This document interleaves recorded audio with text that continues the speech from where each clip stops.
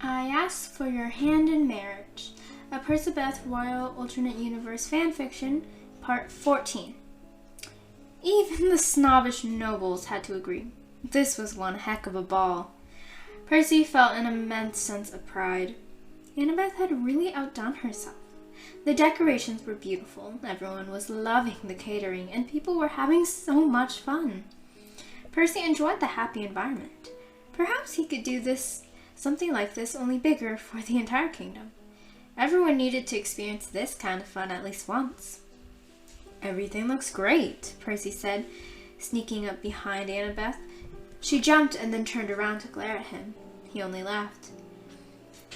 It is only the start of the party. Everyone knows how easily things can derail, she sighed, peering over everything nervously. Percy shook his head and slung an arm around her. Nothing can go wrong, he told her. You've planned out everything greatly, and I know that if something does go wrong, you will have 7 plans to stop it from ruining the rest of the night. Annabeth couldn't argue with him because she knew that he was right. He smirked triumphantly at her. She huffed at him and shook his arm off of her shoulder. Percy's heart sank at that action. He did understand that it wasn't her feeling uncomfortable by his touch, which made him feel at least a little better. It had always been like this, actually. Percy would stand or just be too close to Annabeth, and she'd step away for proper reasons or whatever. She had told him once it wasn't proper for her to be standing so closely and so casually next to a member of the royal family. Percy had rolled his eyes at that, again with her formal and proper rules. God, she was literally made to be a queen, Percy thought to himself. This is the night that we announce your betrothal. I do not want an uproar about how the crown prince was slumming it with some staff member. Annabeth hissed at him. Percy felt his fist curl. Slumming it? Really? You know, I don't care what they think, he said in almost an angry growl. Annabeth stared him down intensely. Control yourself, she commanded. Percy really didn't want to. Far too many times she had referred to herself in a lowly way, and it infuriated him. I'm trying, but it's real hard when you talk about yourself like that, Percy shot back. Annabeth raised a brow at him. The nobles are going to spread rumors, and it will get back to Rachel's family. You hear? She said in a low voice. Percy scoffed. I don't care what they say, and I don't want to be controlled by it to the point where I can't even give my best friend a hug. Get them wasted on wine for all I care, he replied. Annabeth huffed a laugh. I'm sure that's already happened, she said, smiling a bit as she watched. Amused, Percy saw that the many nobles were swinging around, tipsy and drunk. Not wrong there, he said in a sing-song voice. When am I ever wrong? Annabeth turned back to him with a larger and proud grin.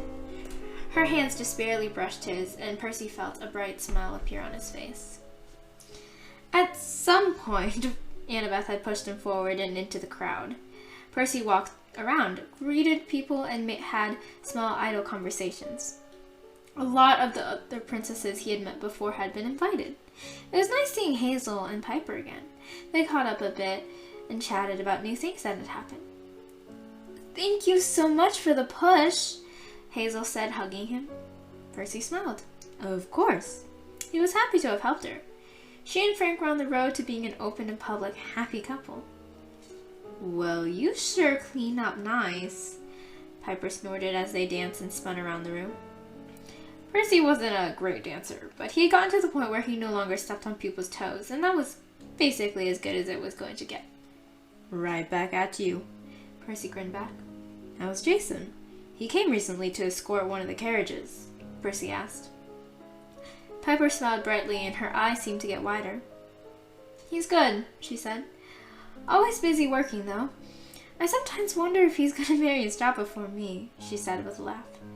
Percy chuckled. I'm sure he's just doing it all for you, Percy told her. Piper rolled her eyes. Sappy, she noted. Percy shrugged. Sometimes, he replied. An hour had passed, and Percy had conversed with most everyone he needed to. Raina seemed to hold no grudge against him despite the last time they had met. Thank the stars for that. Everyone was having fun, even the stuck-up nobles. Percy did notice that Princess Calypso was missing. He frowned at that. Her father probably forbade her, or maybe she just didn't want to go of her own free will. Percy didn't know if he wanted her to magically appear or not. As great as it would be to see her, it could also hurt and maybe muddle things up. Important things like his feelings, which had a direct tie to tonight's announcements. Good to see you too, Percy called back to a very giggly nobleman's daughter. It was awkward since she had latched onto him the moment he walked past, but she was not in a clear mind, so he understood. See? Everything is going smoothly, Percy said, appearing back at Annabeth's side. She rolled her eyes. You say that now, her voice trailed off. Percy frowned. There's only an hour left, and everything is great, he told her. She bit her lip and sighed. I know, I'm just worried, she admitted. Percy rolled his eyes and secretly grabbed her hand and held it behind their backs, which were facing the wall, so she really couldn't object to it. You're always worried. Let someone else worry for once. The staff is quite capable, you know, he said with a laugh. Annabeth huffed. I know, she snapped. Percy squeezed her hand. Come on, let's go dance, he asked. He said, pulling on her arm. Annabeth huffed a laugh, but tugged her arm back. Not that that made Percy let go. Please, Percy begged, but Annabeth still shook her head. We cannot, she said. Percy sighed in defeat and groaned. Okay, fine then, he pouted and looked out at everyone dancing and laughing. What have you been doing while I've been out there schmoozing with people? Percy laughed, nudging Annabeth's side. Before she could say anything, though, he cut in. And do not say you've just been watching. Annabeth closed her mouth. Percy stared at her incredulously. Okay, that's it. You're gonna go have fun. You are worrying too much, so go talk to people and make some more friends, Percy said firmly, dragging her by the arm into the throng of people. He ignored her protest and kept his grip tight. Go make friends, he snickered, slinging her to the other girls around their age. She looked back at him with a look that said, I'm going to murder you, and please save me from these people, at the exact same time. Percy snickered and waved back at her before slipping off and away. I actually saw her earlier, Rachel commented when she and Percy were dancing together. I wanted to talk to her, but she looked like she was about to murder that one rich-looking kid for nearly crashing into the table. I got a bit scared, she admitted. Percy shook his head, completely amused. Yep, that sounds about right, he said. Rachel snuck a glance at Annabeth behind her. Though I must say, her glare is both terrifying and attractive, she said in a testy voice. Percy nailed his eyes at her. You wouldn't dare. He snarled at her. Rachel raised a brow. Would I? She said cheekily. It is my name, after all. She batted her eyelashes at him. In my blood. Percy laughed. Now, at some point, Annabeth had managed to relax enough to actually chat and have fun with the girls she was around. Percy smiled as he watched her talk to them excitedly. Of course, she was the only sober one, but she looked happy nonetheless. Her face was bright with a smile that made Percy sigh with contentment. Nothing looked prettier than Annabeth, especially in her dress. It wasn't as fancy as the ball gowns that the princesses wore, nor was it as bejeweled and extravagant as the noble's daughters, but it looked great on her. It was a shorter dress, going right above her knee, but it was red, and it looked very silky. She looked more like Aurora than everyone else in this room, at least in Percy's opinion. Your Majesty. Percy felt himself tense from hearing that oily voice. He turned around to see Luke, clearly drunk and very off balance. Percy frowned deeply and didn't say a word. Luke didn't seem to really notice. Lovely party, he slurred. Percy's mouth turned into a tightened smile. Thank you, but I can't take all the credit. My staff planned the whole thing. That's why it's a success, Percy said, not really wanting to bring up Annabeth's name. Oh god, if he did and Luke tried something, he'd probably punch him. Again. Is your advisor here? Luke asked, waving away any coherent thought, and began to search the party with glazed eyes. Percy's fist tightened at his sides. She's busy, he said tightly. Luke sighed loudly. Too bad. I hear she's even better looking now, Luke groaned, downing the rest of the contents of his cup. She's more than just a pretty face, Percy snapped. Luke bopped his head. She's smart and talented. Annabeth brings more than just looks, he couldn't help but say. Luke's eyes lit up and Percy felt angry and sick to his stomach. Wasn't this child, he was not a man at all, nearly 25? I hear you, Luke said as if they were mutual friends. He raised an arm clumsily and Percy only stared at it. She'll be a great wife. I've known that since the day I met her. There's no way I'm letting that chance go. Luke laughed. Percy wanted to scream at him. There was literally no way he was getting a chance with Annabeth. Full stop. Annabeth was a literal goddess, and Luke was scum.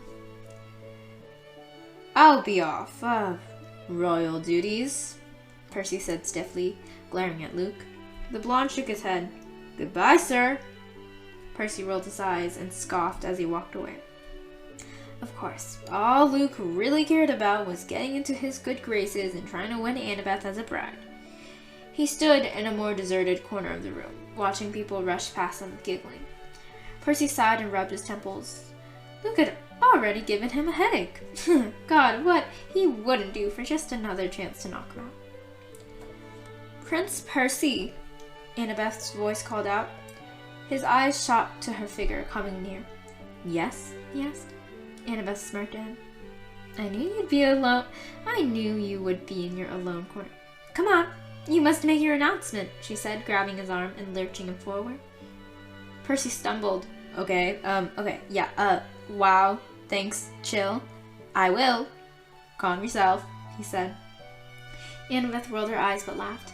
Go, she said with a push to the stairs. Percy pulled a face at her, curling their hands together for just a second, quick enough that she couldn't protest. See you when I get down, he said. His nerves flew over him. This was his first time ever really being nervous before speaking. Of course he was a natural public speaker and all of that, but this was big. Bigger and important and very, very scary. For the first time in his entire life, he actually understood stage fright. Citizens and royal members of faraway kingdoms, thank you for joining me tonight.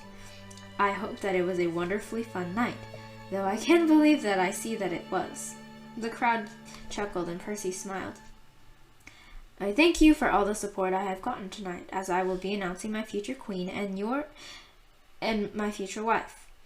His eyes trailed over the front row of princesses, all looking lovely in their gowns. Each one had a bright smile on their face.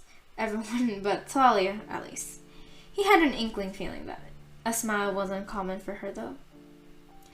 And I'm going to formally ask her to be my wife, Percy said, trying to steadily shake off the nerves.